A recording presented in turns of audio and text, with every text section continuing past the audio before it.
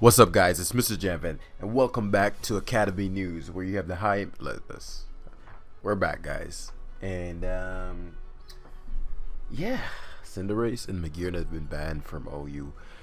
If you haven't heard, they've been quick banned. So usually, if you're newer to the Pokemon community, a metagame may have a Pokemon. If you don't know what a metagame is, then we're not going to do this in this video. Link is in the description if you want to learn that.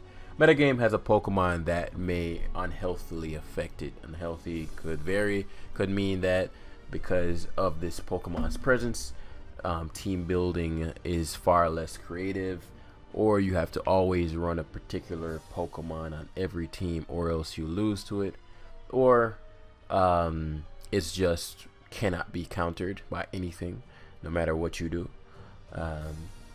And so in moments like those, they offer suspect tests, which is where they give the community the opportunity to vote on whether this Pokemon is too much for the tier, or whether it is healthy.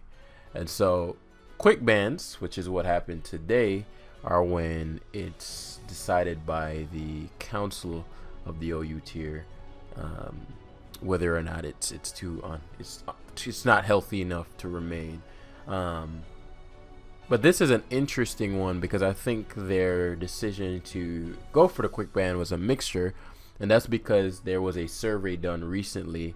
I think I'm going over the Pokemon community thing. I'll link that as well, and then you can check that out. And so it was a mixture of the OU council deciding, OU being the tier in this case, deciding, okay, the community isn't feeling Cinderace and Magearna, so let's, instead of running the suspect tests, let's just remove them. And so let's go over the intricacies of all this.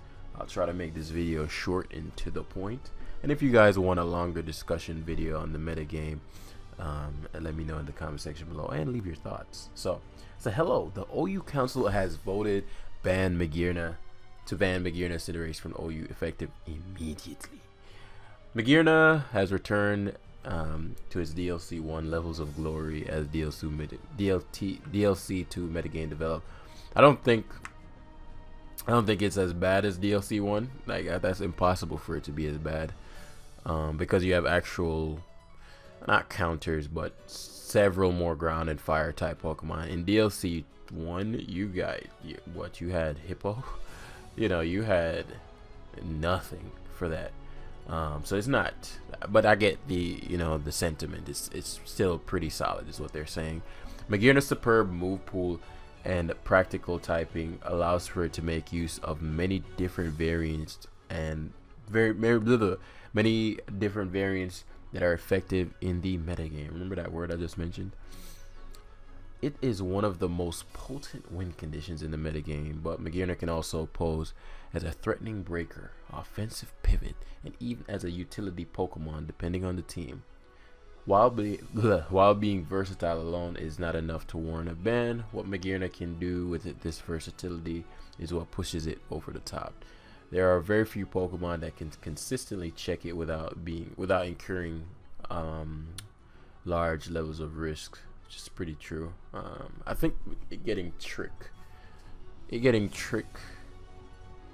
it always had Volt Switch, but I think it getting trick is a huge one because it's just uncounterable. Like something like Blissey, for example, if you wanted to raise that in usage as, okay, no matter what the max said, Blissey checks it, or Chansey or whatever. Now with trick, if it specs, no, it just tricks you, and your Blissey is effectively useless for the remainder of the game. And that Blissey may have been necessary for other things. So let's say it was Spectrier plus Magearna, you got tricked your Blissey. If Blissey was your Spectrier answer, now you can't even switch up your moves, which is not good. It's not what you want. So Choice Specs Magearna is arguably the most consistent variant of Magearna. I was just talking about that. 130 base special attack makes it one of the strongest special attackers in OU, which goes a long way when paired with a strong stab like Fleur Cannon and a slew of complementary moves. In terms of other attacking options, Flash Cannon often times utilizes another stab option, In addition, Focus Blast is a strong coverage option used to devastate steel types like Heatran, Excadrill, Ferrothorn. Finally, Volt Switch is a staple on this set to generate momentum and threatens waters like Toxapex. While it is true that a handful of Pokemon can check it and many options can win the 1v1, in practice, Choice Specs Magearna can quickly grow problematic. Be it though boosted, Volt Switch is wearing out the would-be checks like Toxapex, Slowking, through timely tricks, neutralizing special walls like Blissey Heatran, where we just discussed. It's like I'm reading their mind. No, it's just common knowledge. Choice Specs Magearna is one of the best Pokemon forcing progress each time it enters the battle. So thanks to Steel Fairy, I'm not gonna go too much into that. I think that's evident enough. I want to again make this hard hitting.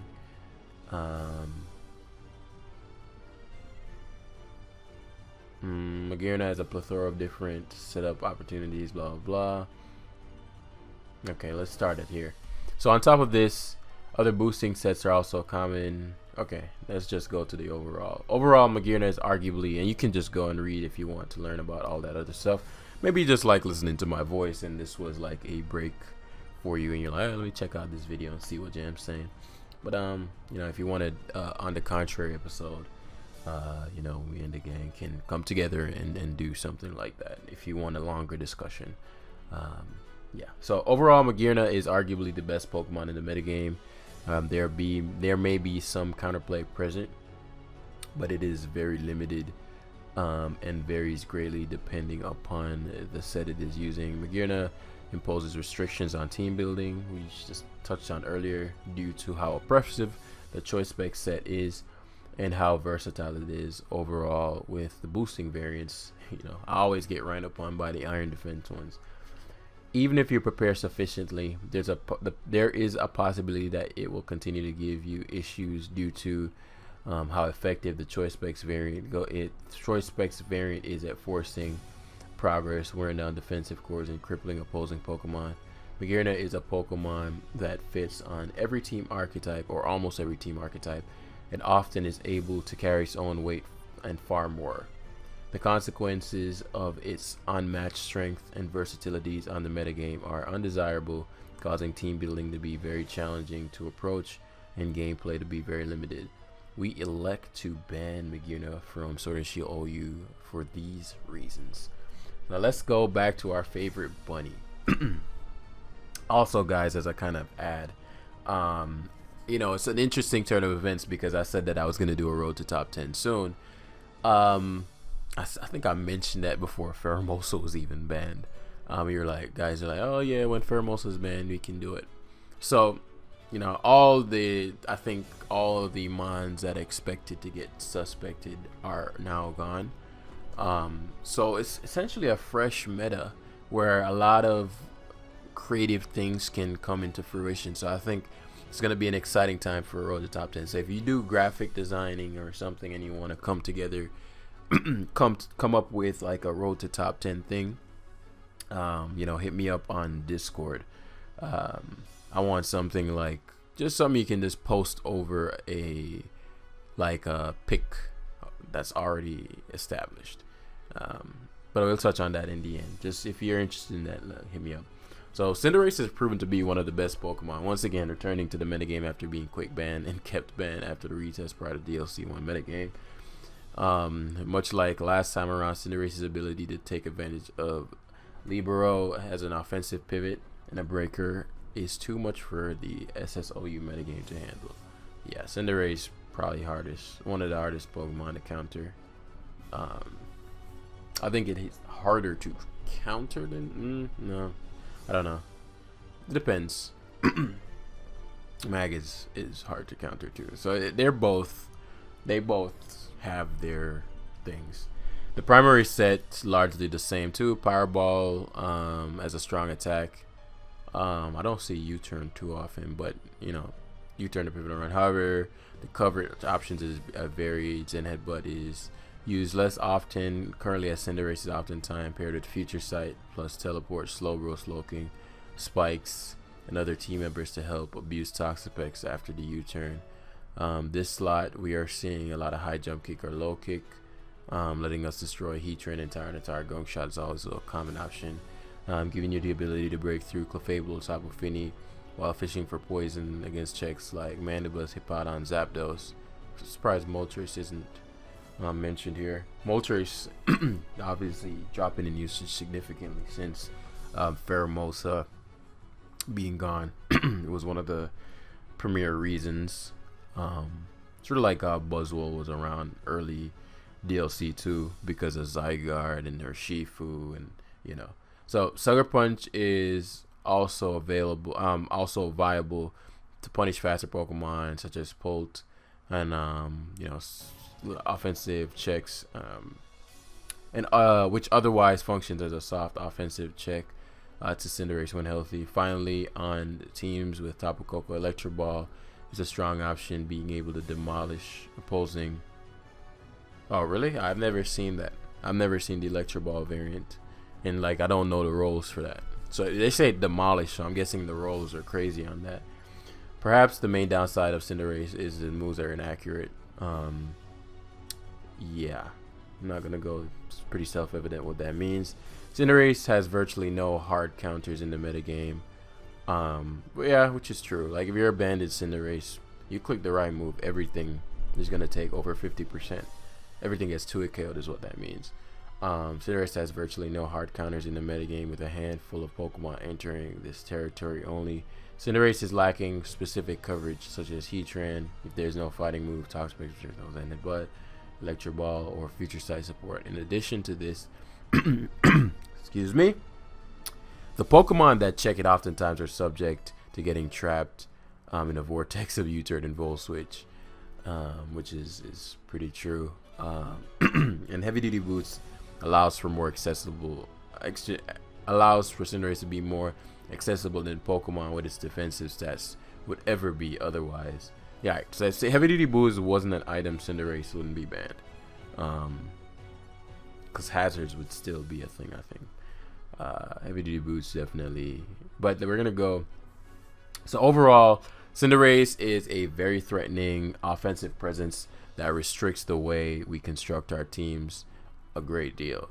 Very few Pokemon can minimize its effect on games, and the teams packing normal checks oftentimes get run over in the long haul, thanks to how accessible Cinderace can be with the Heavy Duty Boost and U-turn. Cinderace's superb coverage allows for it to break through many opposing Pokemon with Libero boost as well, making it very challenging to keep in check at all. We elected to ban Cinderace. So as it says right here, actually I don't need to link the survey, it's at the bottom. It says finally the OU council came to these conclusions on Magearna and Cinderace due to the survey's response in favor of banning both. Okay, I didn't actually know that for a fact. I just kind of used inductive reasoning, but that's cool. That's cool. The general player base favored ban on both. I think it was 85% when I glanced on how broken people thought Mag was. I didn't scroll any further, so I didn't see Cinder, but I'm sure it's around the same if they quick ban both. Players who achieved high ladder rankings or participated in tournaments felt this way strongly about both. I'm having virtually the same level of support for each. So yeah, it's about 85% per Pokemon.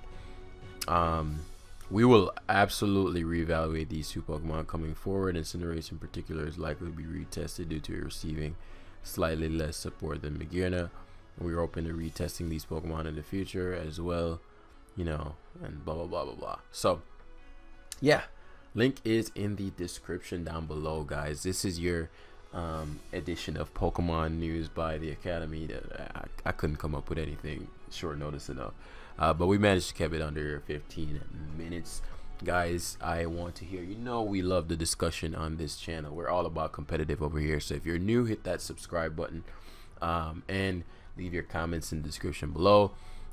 If you are somebody who wants to help me put together something, I like what Joey does, where he has like a kind of staple thing for the series, where he can just put it there and the background changes, but he has a staple thing that says BO Knights or OU to the top, or so something like that, that I can just paste over a picture, making editing very simple, and also showing the viewer what video I'm posting. So Road to Top 10 coming soon, ideally beginning of March. But yeah, thanks for watching, guys, and I'll see you guys in the next video. Peace.